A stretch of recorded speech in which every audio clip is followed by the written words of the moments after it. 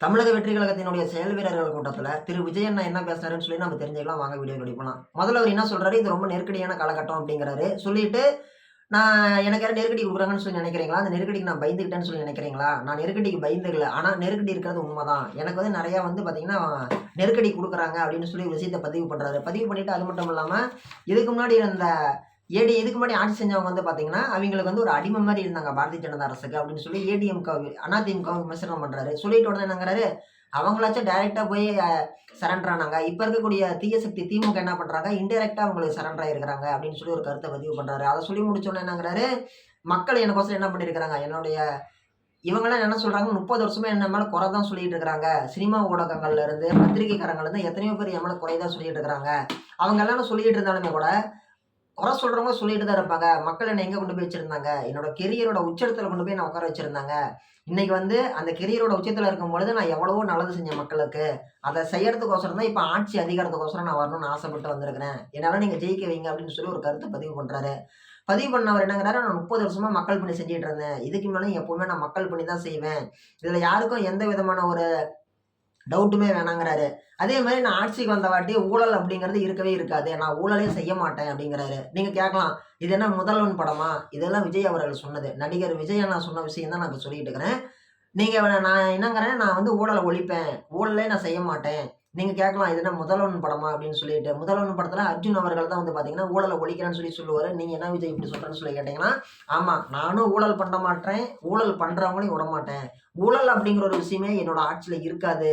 So நீங்க வந்து என்ன பண்ணுங்க, எனக்கு உதவி பண்ணுங்கங்கிறாரு. அதே மாரி நான் ஆட்சிக்கு வந்த வாட்டி, இந்த தீய சக்தியும், அந்த ஊழல் சக்தியும் இருக்கக்கூடிய அந்த ஊழல் விஷயத்தலாம் நான் தடுத்து நிறுத்துவேன். அவங்க எந்த ஊழலும் பண்ண விடமாட்டேன். அப்படின்னு சொல்லி ஒரு கருத்த பதிவு பண்ணியிருக்கிறாரு. அதே மாரி நான் அவிங்களுக்கு மட்டும் கிடையாது. பாரதிய ஜனதா கட்சியிலருந்து எந்த கட்சிக்காரங்களுக்கும் நான் அடங்கி போய் அடிமையா வாழுவேன்னு மட்டும் நெனச்சிராதீங்க. நான் எல்லாரையுமே எதிர்த்து தான் நிப்பேன். எனக்கு வந்து யாருமே வந்து என்ன அடிமையாகவோ, என்னைய வந்து அடங்கி பார்க்கணும்னு நெனைக்காதீங்க அப்படின்னு சொல்லி ஒரு கருத்த பதிவு பண்ணியிருக்கிறாரு. அதே மாரி என் மேல மக்கள் எவ்வளோ நம்பிக்கையா இருக்கிறாங்களோ, அதே மாரி என்னுடைய மாவட்ட செயலாளர்கள், என்னுடைய ஒன்றிய செயலாளர்கள் இவங்க மேல உங்க மேலயும் அவங்க நம்பிக்கையோட இருக்கணும். அவங்க உங்க மேலயும் நம்பிக்கையா தான் இருக்கிறாங்க. அந்த நம்பிக்கைய நீங்க காப்பாத்திக்கோங்க.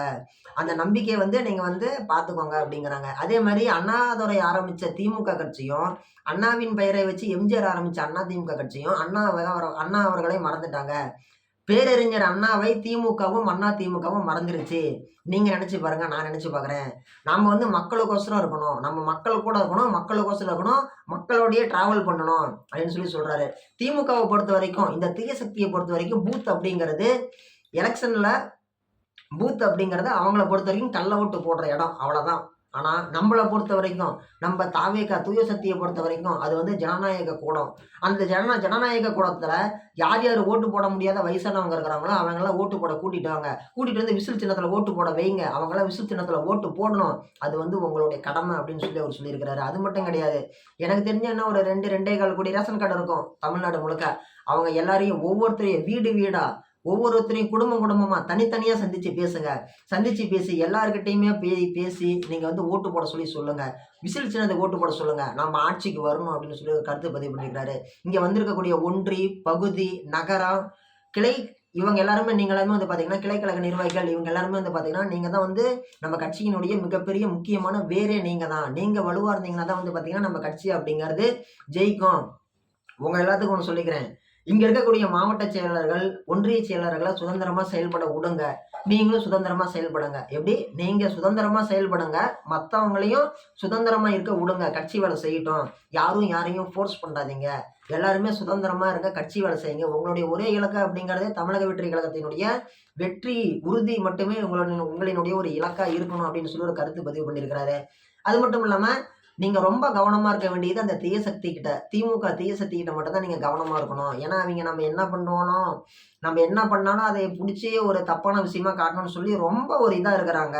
அவங்க கிட்ட நீங்க கவனமா இருங்க. அதே மாரி நம்ம கட்சிக்காரங்க ஒருத்தருக்குள்ளோட ஒருத்தர் ஒத்துழைப்போட இருங்க. ஒத்துழைப்போட இருந்து நீங்க இது பண்ணுங்க. உங்களுக்கெல்லாம் நான் ஒரு கதை சொல்ல விரும்புறேன். இது வந்து உண்மை வரலாறு. சொந்த நாட்டுக்குள்ளாடியே வந்து பார்த்தீங்கன்னா ஒரு முக்கியமான விஷயம் அப்படிங்கிறது நம்மளுடைய வேலுநாச்சியார் ஆட்சியில அந்த காலகட்டத்தில நடந்துச்சு. சொந்த நாட்டையே ஒரு கூட்டம் அப்படிங்கிறத அபகரிச்சுட்டாங்க வேலுநாச்சியார் அந்த காலகட்டத்துல. இவங்க என்ன பண்றாங்க, ஒரு நெருக்கடியான சூழ்நிலையில மறைந்து வாழ வேண்டிய ஒரு சூழல் அப்படிங்கிறது ஏற்பட்டுச்சு. அப்படி அவங்க சேர்ந்து மறைஞ்சு வாழும் பொழுது, ஹைதர் அலி இப்படி எத்தனையோ பெரிய நல்ல சக்திகள் எவ்வளவோ பேர் உதவி பண்ணாங்க. நட்பு சக்திகளோட உதவியோட இவங்க வேலுநாச்சியார் மறுபடியும் வந்து போரிட்டு அந்த ஆட்சிய மறுபடியும் புடிச்சாங்க. அதே மாரி தான் நம்மளுடைய மகளிர் பாசறைய பார்த்து இருக்கக்கூடிய அனைத்து கட்சிகளுமே பயந்துக்கிறாங்க. தாவேகாவினுடைய மகளிர் பாசறை, மகளிர் அணி நிர்வாகிகளையும், மகளிர் அணி தொண்டர்களையும், மகளிர் அணி உறுப்பினர்களையும், நம்ம தாவேகாவினுடைய மகளிர பார்த்து அனைத்து கட்சியினுடைய பொது பொதுவான நபர்கள் அனைவருமே பயந்துக்கிறாங்க நம்மள பார்த்து அப்படின்னு சொல்லி ஒரு விஷயத்த சொல்றாங்க. நம்மள பார்த்து மத்தவங்கலாம் பயந்துட்டு இருக்கிறாங்க.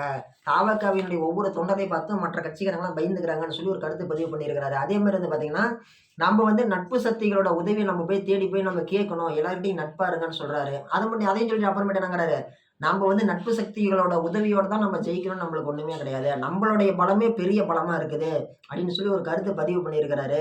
இப்படியாக தமிழக வெற்றி கழகத்தினுடைய தலைவர் திரு விஜய் அண்ணா அவர்கள் வந்து பார்த்தீங்கன்னா, தமிழக வெற்றி கழகத்தினுடைய செயல் வீரர்கள் கூட்டத்தில விசில் சின்னத்த அறிமுகப்படுத்தின பின்னாடி இன்னைக்கு பேசுன விஷயம் இதுதான். வழக்கம் போல ஒரு 10 நிமிஷம் 1/4 மணி நேரம் தான் பேசியிருக்கிறாரு. பேசி முடிச்சுட்டு போயிட்டாரு. அவர் சொன்ன வந்த விஷயத்த அனைத்தையுமே வந்து சுருக்கி உங்ககிட்ட நான் சொல்லி முடிச்சுட்டேன். இத கேளுங்க. கேட்டு முடிச்சுட்டு சிந்திச்சு வாக்களிங்க.